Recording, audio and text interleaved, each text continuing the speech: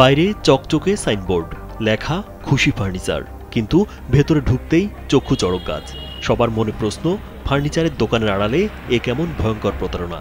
এলাকাবাসী আমরা আছি, এরা যে এভাবে যে উৎপাদন করতেছে, গুড় তৈরি করতেছে, আনতেছে, আমরা তো এগুলো জানতেছি না। এভাবে কিভাবে সেল করতেছে সেটাও আমরা খালি জানতেছি। মানুষ খাচ্ছে, পাইকারি ভাবে নিয়ে যাচ্ছে, বিষাক্ত কেমিক্যাল মিশাচ্ছে, আমরা তো জানতেছি না। এই যে ভয়ঙ্কর যে খাবারগুলো তৈরি করতেছে, মানুষ তো এগুলো অনেক ধরনের সমস্যা হতে পারে। দোকানের ভেতরে ঢুকে দেখা যায় 3টি বিশাল কড়াইয়ে পচা মিষ্টির সঙ্গে নোংরা গুড়ের গাদ মিশিয়ে জাল দেওয়া হচ্ছে।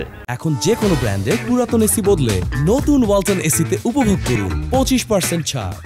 তারপর তাতে মেশানো হচ্ছে ফার্নিচারের রং আর অরেঞ্জ ফ্লেভার। পরে তা কয়েক মিনিটের মধ্যেই তৈরি হয়ে যাচ্ছে লাল টকটকে গুড়, যা পরে বাজারে বিক্রি হতো খাঁটি গুড়ের নামে। গুড়ের উপাদান থাকে আখের গুড় হলে আখের রস থেকে তৈরি হবে, কিন্তু আমরা সরজমিনে দেখলাম আসলে আখের কোনো রসই নেই। এখানে হচ্ছে নিম্নমানের চিটা গুড়, পচা বাসি মিষ্টি এবং মিষ্টির গাদ, ফ্লেভার যেটা নন ফুড গ্রেড ফ্লেভার, এবং যেই পাত্রগুলোতে রাখা হচ্ছে বিশেষ করে টিনগুলো, এই টিনগুলো সবই হলো নন ফুড গ্রেড টিন, অর্থাৎ ফেভিকল বা বিভিন্ন গামের টিন এবং কেমিক্যালের টিনে এই গুড়গুলো রাখা হচ্ছে এবং বাজারজাত করা হচ্ছে, যেটি আসলে পুরোপুরিভাবেই ভেজাল এবং অনিরাপদ। রংপুর নগরীর দর্শনা এলাকায় ফার্নিচার দোকানের আড়ালে গড়ে তোলা হয়েছিল এই ভেজাল গুড় তৈরির কারখানা।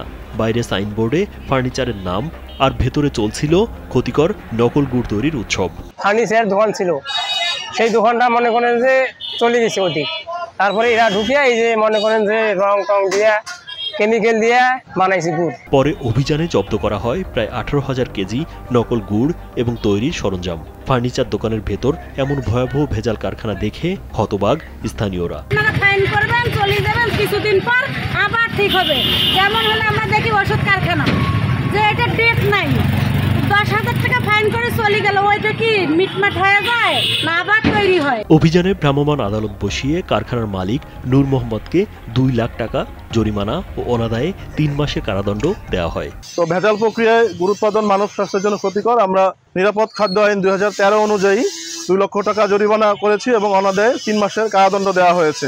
আর এখানে প্রায় 18,000 কেজির মতো ভেজাল গুড় এবং কেমিক্যাল প্লাস হচ্ছে যে আরো ভেজাল মিষ্টি এগুলো জব্দ করেছি এবং জব্দকৃত মালামাল বিধি মোতাবেক ধ্বংস করা হচ্ছে। পরে সিটি কর্পোরেশনের গাড়িতে করে জব্দকৃত ভেজাল গুড় ও সরঞ্জামাদি ডাম্পিং স্টেশনে নিয়ে তা ধ্বংস করা হয়।